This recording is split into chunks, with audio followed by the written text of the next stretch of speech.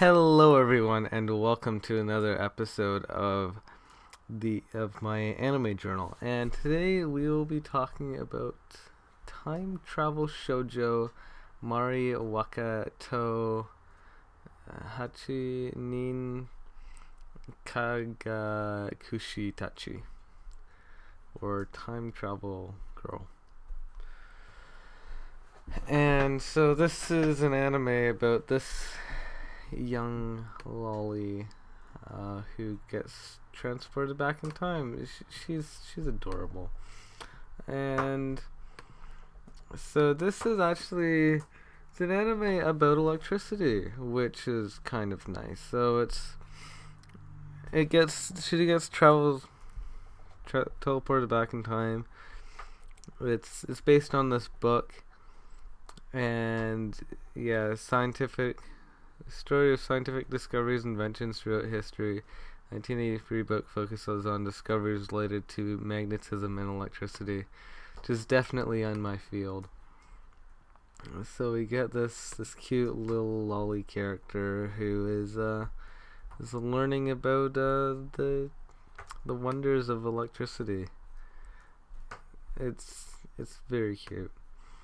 It wasn't, yeah, obviously it's not necessarily a good anime, but it's very cute, and like just the fact that I'm studying electrical, I'm working as an electrician right now. It definitely hits us close to home.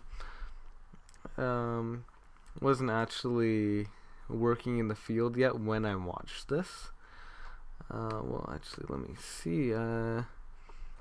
I watched this in March, so that was like around when I was just starting. And so yeah, and also we have this whole thing about she's Japanese, she gets teleported to England and time traveled back to the olden days, and so it's cool. It's cool to see the anime versions of people like Thomas Edison,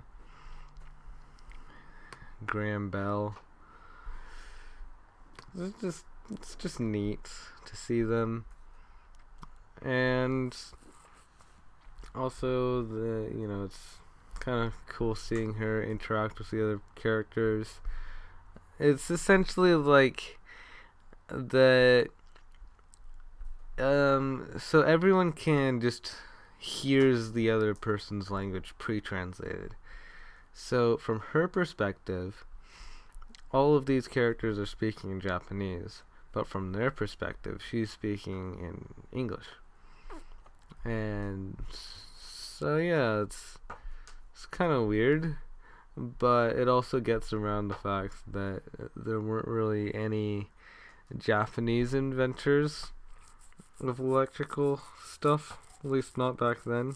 I mean, there's plenty of Japanese inventions, but in terms of this specific field, it's not like she would have anyone she would be able to communicate with. So it's nice that they kind of worked around that. And yeah, so if you're a fan of just cute girls, or if you're a fan of time travel, maybe, or if you're a fan just interested in electrical stuff, it could be a good watch. If you have an important thing that every anime that you're watching has to be amazing, has to be good, maybe not. Just do remember this is very childish. It's definitely intended for quite young children. So if you only like watching anime that's made for adults or teenagers, then this is not an anime for you. But if you're okay with watching kid stuff, then it might be worth a shot. Next anime I watched was Robot Girls Z. And so it is just Z in there. Because sometimes it'll be like Zeto or Zeta or something like that. And it's based on Mazinger Z How interesting.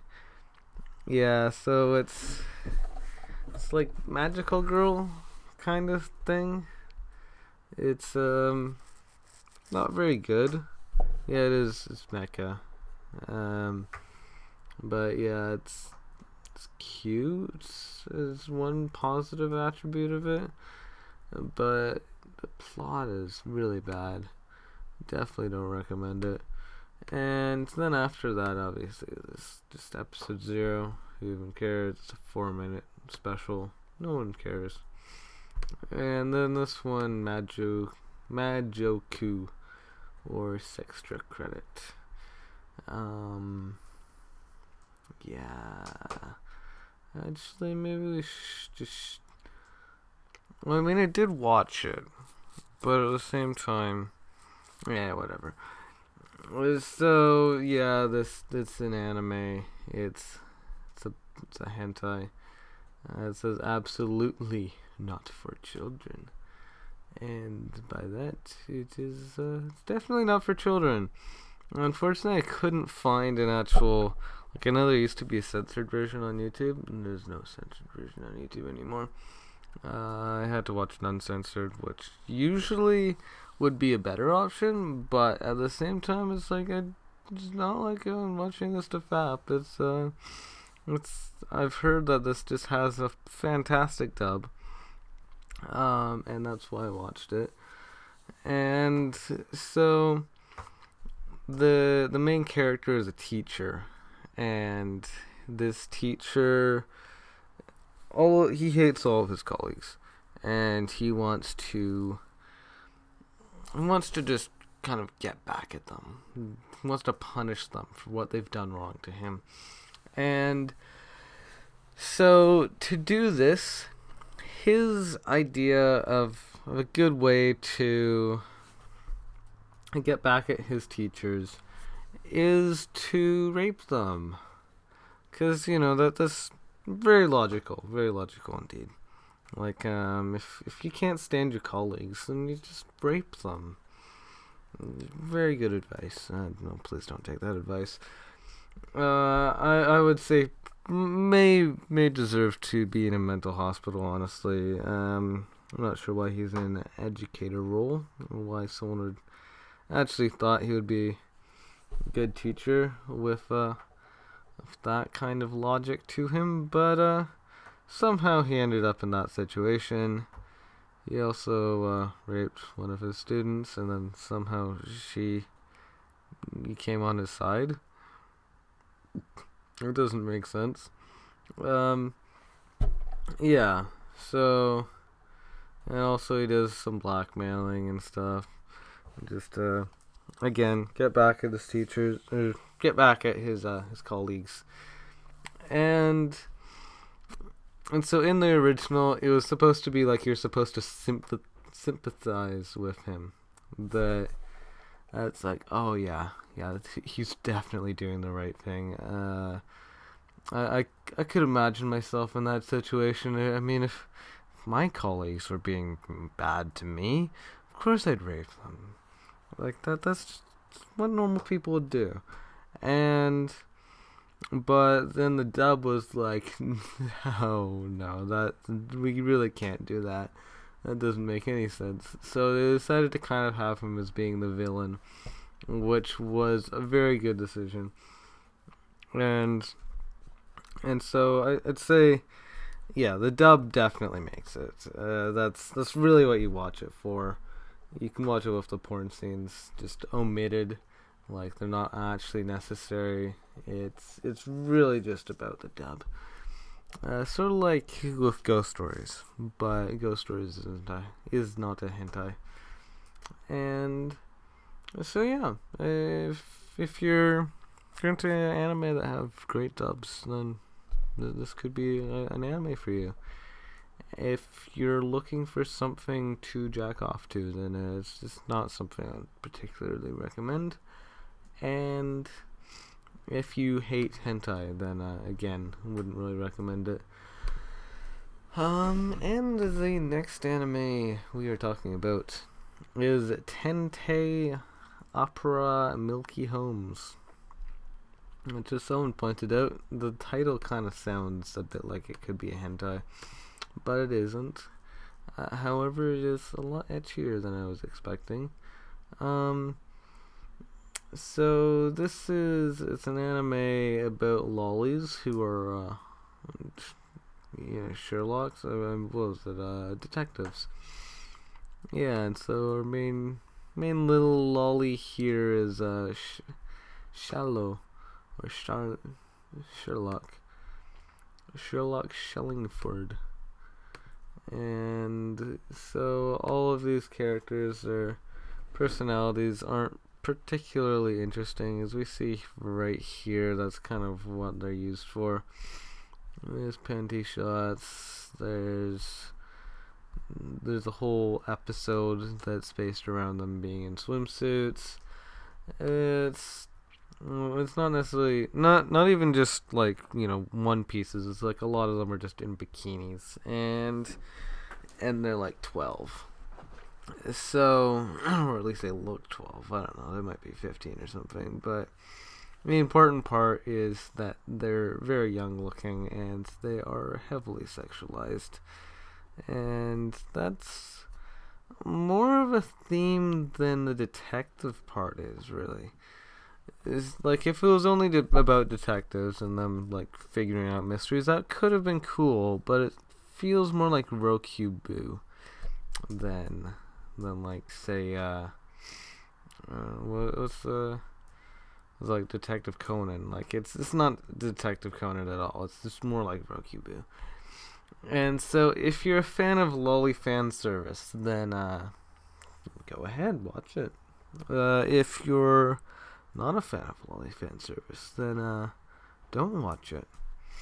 And if you're a fan of detective stuff and don't care for lolly fan service, like if you're passive about it, it's like you see lolly fan service, it's like, I don't really care. It doesn't really affect my opinion either way. Then I would still suggest that you don't watch it, because that's what the whole show is about. So if you're indifferent to lolly fan service and you just want the detective stuff, then you're gonna be disappointed. And anyway, moving on. The next anime we have is a Love Live Muse Final Love Live opening animation, because one Love Live, it just wasn't enough. No, we needed that word in there twice. Yeah, that's very good. That's what we needed. And so yeah, it's a 5-minute special. Has the music genre, but it's not a music video.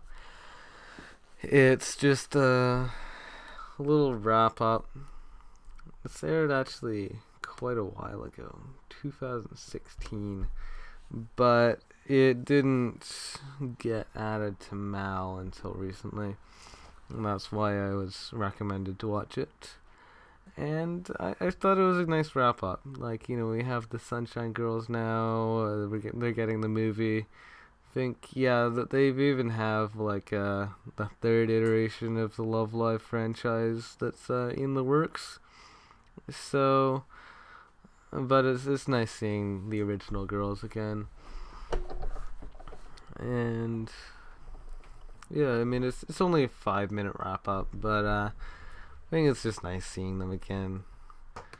They're all so cute. And then after that, I saw 001. Or it's just called 1 in here, but it's called 001 over here. And I don't know why. But so it's only 37 seconds, but so it's a windshield wiper, and it goes back and forth, and so it wipes, and then something goes onto this windshield, and then it wipes it again. So maybe it's like bird poop, or like the bird itself, or like a cow, a person, a horse, why not? I don't know. Just keeps on going back and forth, and just random other things just just fly into this demonic windshield that just has its magnetic properties that pull entities into it, and then it just kind of, you know, takes them off. And yeah, it was cool, I guess. Well, it wasn't a particularly good anime. Oh, this is the same guy who did Petting a Dog. Oh, that's funny. Yeah, definitely experimental. Yeah, out of all the dementia anime things, it's not particularly bad, but it's, as an actual anime, if you're actually thinking about this as an anime, and you think about like the plot and the characters and the sound and the direction and the animation, it's not good at all. But yeah, if you're just looking at it as like an experimental short, like say if like my friend from high school made this in his animation course or something like that, I would say, yeah, you did a good job. But if this like played, if this like was shown on TV, and I was or if I'm supposed to rate this, I couldn't rate it very high. If it was like playing in front of a movie, I probably wouldn't even care, wouldn't even know. Anyway, next anime I watched is Saki Zenkoku Hen. And this is a sequel to Saki, and it wasn't bad. I don't know. You know, it's kind of furthers the whole story of Saki, but yeah, I don't know. I didn't really care too much for Saki originally, anyway. I know a lot of people really liked it. I especially really didn't like how big her boobs were. They were just a tad too big for me. The main character Saki, she has better boobs. They're smaller. And yeah, there's not too much I need to say about that. And the next anime I watched is called Nisekoi Monogatari. And so this is an anime from the Monogatari series. It takes place right in. It's actually the fourth anime in. Well, actually, you should be watching it in airing order, right? So you just have to take April 1st, 2015, and just check where that falls in the dates. No, I'm obviously joking. This is an April Fool's Day joke, and this is celebrating their 40th anniversary.